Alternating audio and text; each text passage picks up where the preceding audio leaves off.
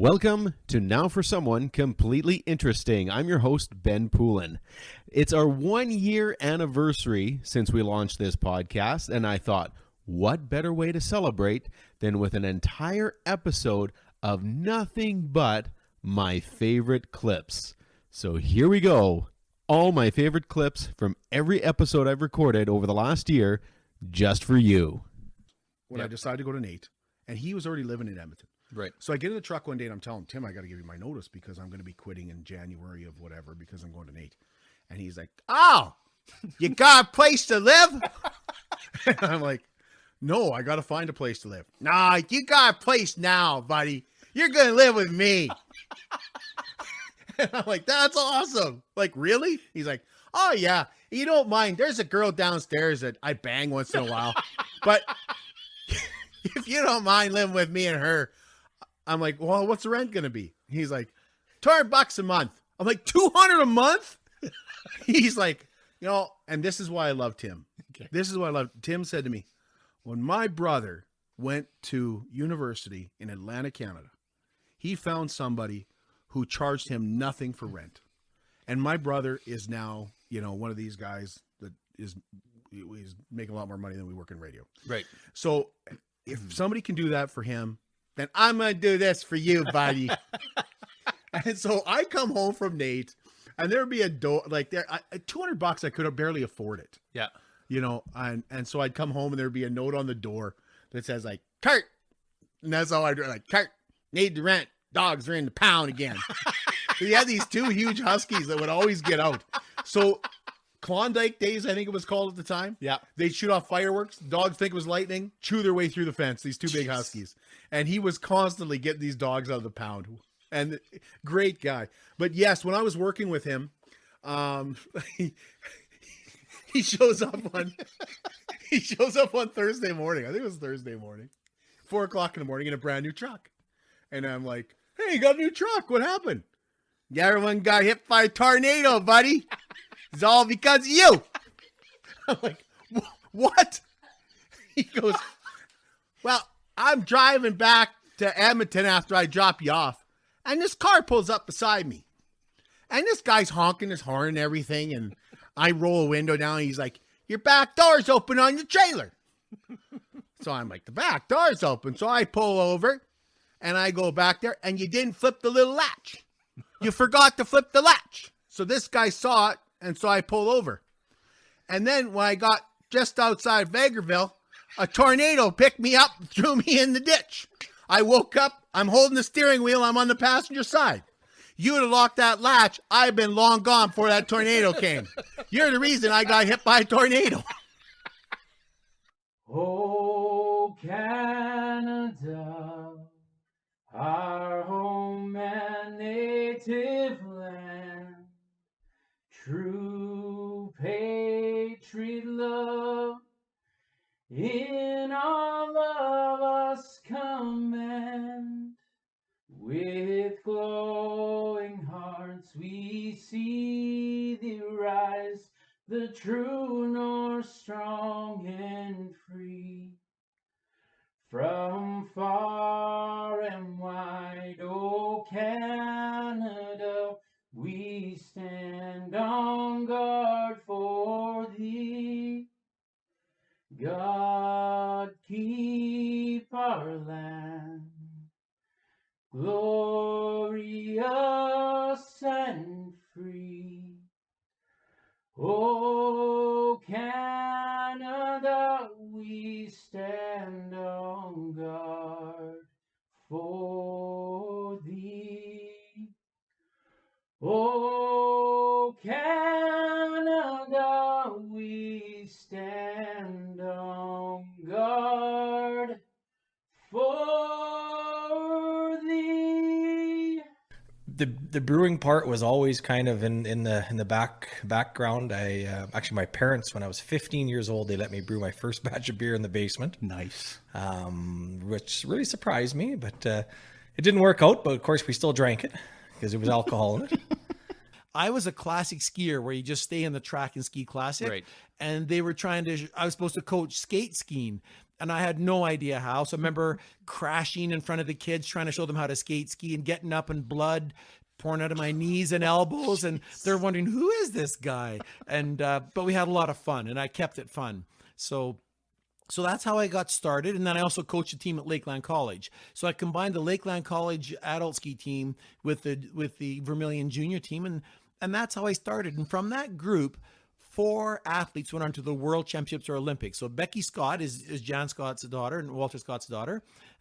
So she went to the Olympics in cross-country skiing. Her best friend Moena went to the World Championships in biathlon, where you ski and shoot a rifle. Another fellow called Conrad Johnson went to the Paralympics. Another in running with one leg and one sort of really stiff leg with cerebral palsy. Another girl, Patricia Holman, went to the World Championships in cross-country running. And I give all the credit to the parents. Like, I was just a glorified cheerleader. There were times where, when it was safe to do so, we raced in the mud and the sand. And you'd come off the track and literally take off your glasses, and all you would see are the whites of your eyes. And there were mud in places that you never could imagine that there would be mud.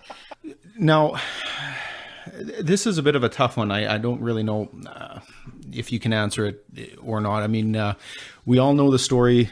We just had I believe the 2nd anniversary of the Humboldt bus crash, and they talk about how one of those young players was an organ donor.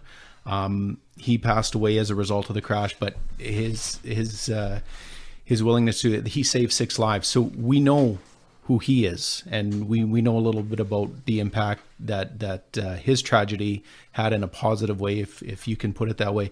Do you know anything, or did you ever meet any of the family of the person you received the lungs from, or like what do you know about that situation? I had to write a letter of thanks, which I'm very thankful for, to the parents or family, and I received a letter back from the family, and they told me that he was a fisherman and a hunter and stuff like that. Mm-hmm.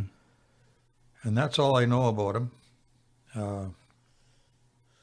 I just know that he was active and stuff, and I don't really know what happened to him. I was bored at work. I'm serious, man. I read an article in the paper that morning about this homeless guy that got killed when they were collecting the garbage. And I'm just like, I can prevent this from happening. And I grabbed a piece of cardboard, a Sharpie, and I wrote vacancy, no vacancy. Walked into my boss's office, and I said, I need the afternoon off. And he's like, for what? And I'm like, for this. And he's like, why? And I'm like, because, Dave, sometimes you just gotta fuck with people, man. Like, I'm fucking bored. That was, it was, A masterpiece, and B, my biggest mistake I've ever made. So I made a short film. The masterpiece was the film. The mistake was the character. The mistake was the character names in it. I see. Okay. That was it. That's all it was. So I made a short film. It's on my YouTube page. What the hell did I even call it? Love Lost, I think I called it. Mm-hmm. And yeah, there's some names that were dropped in there, and then I had to redo it actually, and then just ad-libbed different names so that people didn't think of it as a death threat of some kind. We'll call it that. That's what people took it as a death threat. Really? Well, let's just put it this way. Our first regular season game when I came back, I was coaching with my brother-in-law, Jamie Sadlowski, and we're on the bench, and the team goes out for warm-up. They weren't the most talented team, right? Yeah. And there's a guy wearing glasses under his visor, right? That's just like, that shows what kind of personalities I had. Right. But I'll tell you what, if it wasn't for those guys starting it, yeah, we wouldn't have got anywhere. Right. So they kind of started where we start, they got the team back by showing up to play, and then we started having success a couple years later. But you know what? Who plays with glasses on? And I remember the kid's name to this day. I won't say it. I thought it was the funniest thing I ever seen. It actually made me laugh. And getting pumped like 20-1 that game, I still thought about the glasses after the game.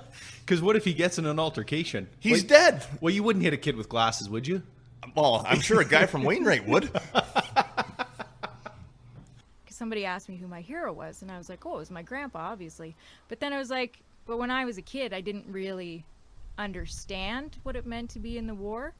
But I remember the first time he told me he got shot in the war. I was a kid. I was at home. I was sick. My mom and grandma, they had a trip planned, so they went and did their thing. And grandpa was like, oh, I'll look after her. And I'm sitting at the kitchen table eating some soup, and he tells me, did I ever tell you about that time in the war when I got shot? And I'm like, I don't know, 6 or 7 years old, right? And he told me, he looked out the kitchen window and he's like, the guy was sitting in a tree, just that tree, like from here to us. That's how close he was. And I just felt a pain in my shoulder. Exactly. So then he would rip the car hood off, and then we'd stick it with a rope on it and take the truck out to the back 40, and we'd drive as fast as we can while kids would hang off the back and hope to God they didn't die. We had a crack house across the street. We had hookers on the corners. So it was Avenue F South is not a. Somebody told me you would like play request for take requests for the. Yes, we used to. There's a song called "Oh Girl" by Paul Young. Okay. And we took that request and played it for the hookers on the corner all the time. Did they know you were playing that, or? Well, the radio station only went like 5 blocks out. Right. So the students who weren't on the air would be out on the street in their vehicles, and they'd have the radio going, and so they were hearing it. Yeah, she I think the biggest fear is because she worked so hard for us and was disappointing her, and so she would take a tone, and it was like, oh no. I don't want to disappoint mom, and it didn't take much, but yes, for a small woman, she could very, very much command her room. But I did see one time a fight, a couple of our classmates and not small individuals got into an altercation right in the middle of the hallway, and the big circle of group gathering around, and your mom bulldozing in and breaking that fight up. She was a teacher, by the way. That's what brought to a point. So, yeah, she didn't just wander around the school. No, she didn't just wander around the. Yeah, sorry. For me, it's a great icebreaker, I find, especially when meeting new people, because it is off-putting at first to see something that is a little different. So just to kind of catch them up to where I'm at and be comfortable with what I am, that's kind of the goal of that. So it's, so not to feel that strange moment and be not sure when to ask. Well, I'll bring it first and foremost right now. Right. And Let's get out of the way. Attack it head on. Yeah. Well, our friend Tyler has said, if you think you're pushing the line, what did he say? I'll push him over across it. There you go. Yeah. So I had the prime minister on a 2-week canoe trip before he's prime minister. Yeah, and it was just gives you good insight into the fellow. Nice guy, like a good guy. So at the time, you have plausibility as to why the canoe didn't tip over and him with it. But well, you also had the camera. People have said, Parsons, you could have changed history of Canada by just flipping him over above the big waterfalls and let him go. You let us down. You could have done one for the team, especially here in Alberta. He's just not popular out here at all. And yeah, so I was raised Baptist, and in the Baptist church, there's a metric shit ton of Mennonites. Right. So I'm pretty sure my grandmother would have just rolled over in her grave just now when I said that. Anyway, Joanne was very involved in the French community and culturally and performing arts. And so whenever she needed a French date, she called me. So I said, I'm your token French date. And that's, we kind of got to know each other better, because we were always friends in high school. But when she needed a French guy to go to a performance of some kind, she would call me. And so we got to know each other a little bit that way. And then we decided to get married. And she's my partner. She's the love of my life. There you go.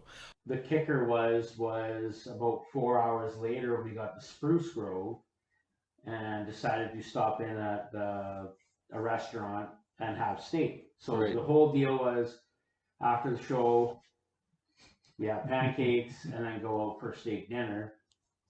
Well, I ate my steak, and I mean, when you haven't eaten a lot, like anyone going through this, like, just don't eat a lot, because the thing is your body. Oh, so I decided, okay, well, my wife Kristen, she got like this, like, I think it was like a grilled chicken thing. She only ate half of it, and I kind of looked at her, and she looked at me, and I'm like, sure, I'll eat it.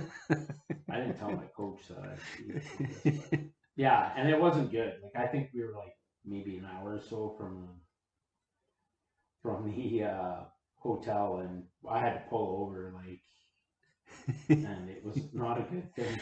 It was actually funny for her, but like not. I was just gonna say, good thing you got experience in the oil patch, knowing how to. yeah, it was. Go on I'm sure there were a few people that seen my ass on the handy that day. There it is. That's Yeah. And when I was coming through, there was these 3 teenagers, Mm-hmm. and they had these bomber jackets on, and stuff. Yeah. I still remember they looking down at me. Everyone looks down at me, right? Because Right, I'm so right. tall, in a nice way. Anyway, and this one guy, he looked at me and he said, at that time our restaurant was known as Europe Dining. Right. Right. And then and he said to me, and he had dark rimmed glasses, and he had dark hair, and he said to me, do you know what Europe Dining food tastes like? Mm-hmm. I was petrified. I was scared. And then I didn't know what to say. Right. And he put his face right into my face, like bent down. I thought he was going to spit in my face or Jeez. something. And he said, it tastes like shit, he said. Then I was able to say it. For many years ago, I couldn't say it, right? The word. And then I thought, again, I'm telling you, the Lord was in my head. I tell you, I said, well, I wouldn't know because I've never eaten shit. I haven't had the chance yet because I received the book at home and I haven't brought it to work yet. So could you please, here on this podcast, autograph it for me? I would be delighted to. And make sure you tell everyone what you're rating it. Okay. To Uncle Ben. All the love. Thanks for being a what did you call me at work? Oh, being a fair salesman. Yeah, I always say keep up the fair work. A fair salesman and an amazing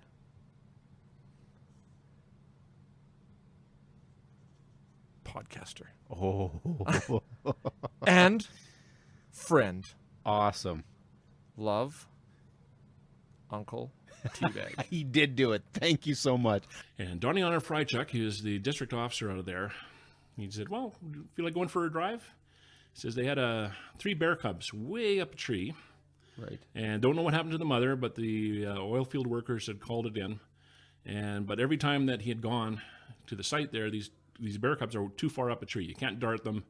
Because even if you could hit them with a dart, they'd probably be killed coming down. Right. So you have to catch them when they're lower down on the ground. They knew that they're coming down on the ground because the oil field workers are leaving some food at the bottom of the tree. And every morning the food is eaten, but the bear cubs are still up the tree. Right. So anyway, they decided, well, let's just, hop in your vehicle, go for a drive. Not thinking that we'd actually even come across them. Right. So drive down the road going towards where these bears are last seen, and we're probably half a mile, quarter mile away from that spot, and all of a sudden we spot 3 bear cubs in the ditch. And Donnie, he's been wanting these bears for the last week, and he just hadn't get them. He said, let's get them. We raced out of the vehicle. Now, we have to get between them and the trees, otherwise they're going straight up a tree again. Right. So we actually had to go run past the bears, get into between them and the trees, and then they're dodging us, and they're trying to get up the tree, and we're trying to keep them away from the tree. Donnie grabbed 2 of the bear cubs by the scruff of the neck. I managed to get the 3rd one by the scruff of the neck. We're about 50 yards away from our vehicle. He looks me in the eye and said, sure hope these are the right cubs.